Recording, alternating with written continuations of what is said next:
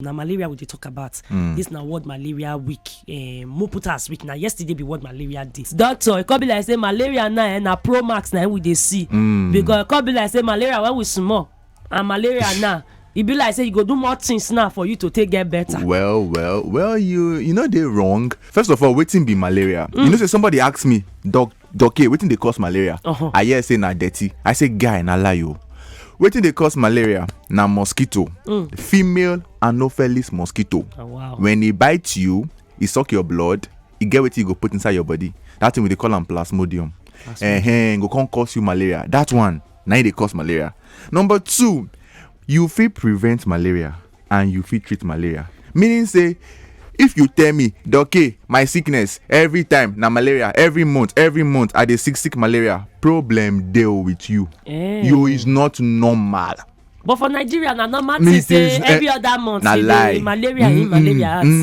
I know people. Somebody don't even tell me from one of my social media. 10 years he never treat malaria, and the person dey this our Naija. 10 years. No be big man, no be rich man. Sure, no be bitter leaf. Na lie. Be like say that they reject the blood. No, nothing. So if you dey talk say every time I dey sick malaria, problem dey with you. Another one again, fever no be malaria.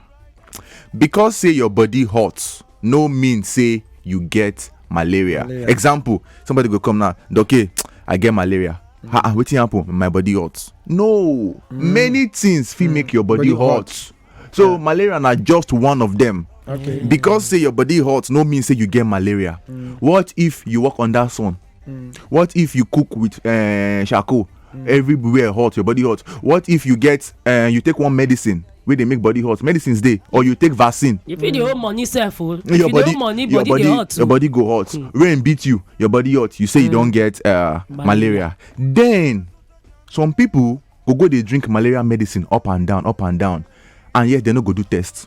Yeah, my body just do me one kind. Just do me one kind. I beg, give me malaria medicine. And then tomorrow, you dey wonder why your liver malaria medicine no dey work for your body again.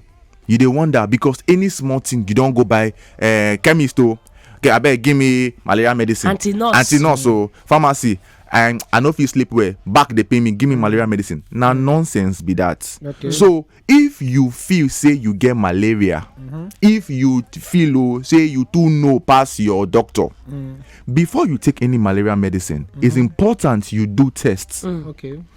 We get what they call RDT, rapid diagnostic tests. It dey everywhere. It dey very cheap. Yeah. Do not open your mouth because you like to dey drink medicine up and down. Drink malaria medicine without doing a test, because we dey get resistance now. So many malaria medicine no dey work again. So if you test and it dey negative, leave medicine for malaria alone. If you test and it dey positive, take the malaria medicine, fine. Then as you dey take your malaria medicine, no dey take orange with am o. No dey take say I wan take juice Vitamins. because e make it sweet, make it no bitter for my mouth. Na lunch dey do you. If you take that thing, your medicine no go work. E no go work. Abeg bros, talk am again no, because na no dey hear that one say orange juice and malaria medicine no be friends. They no go here because e get vitamin C inside, and vitamin C no go make your medicine work take fight your malaria for your body. E no go make am work at all. Then pregnant women, if you know say you get belle, then give you medicine for malaria. You say I no go take am o, e dey smell, e bitter. You dey play with your pikin for your belle. Wow. Because this malaria fit make you lose that belle. Wait o. Now Malaria dey help person pull belle. you go comot miscarriage, you go get miscarriage. No before. But some go say if they take some kind drugs, some kind malaria drugs, say e go even spoil the pikin. Na lie. Because say they do am by themselves, they know they go see their doctor. Okay, if na the one when doctor prescribe for you. Yes. People just wake up, just feel say na them be the doctors of their body. So if you just wake up, you just believe say you know too much. I too know plenty for this country well. No. And if they give you malaria medicine for hospital, take am, I beg, because you dey help yourself, you dey help your pikin. Doctor, I get question. You get. So then all this malaria medicine sometimes they reach like 3-4 days, all those kind 5 days. So I can't start now. And the first 2 days I take her and my body make way. Then I can't leave her. Then maybe 3 weeks later I can't feel small temperature, my joint can't they pay me. I can't just carry the remaining medicine. Ma just stay. I feel continue like that. The only way you just to be say you just suffer your body because you go start afresh. Oh. So what did I start and not fit continue? No be so. I so. won't waste money again. No be so. Medicine bio. Yeah. As then give you, may you take them for 3 days.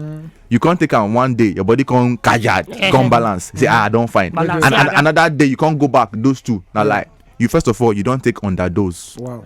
Okay, you don't take underdose. So I'm feeling fine. No, you're not fine because it don't they start to they work small. It never finish. It still never the body. work finish. Yeah.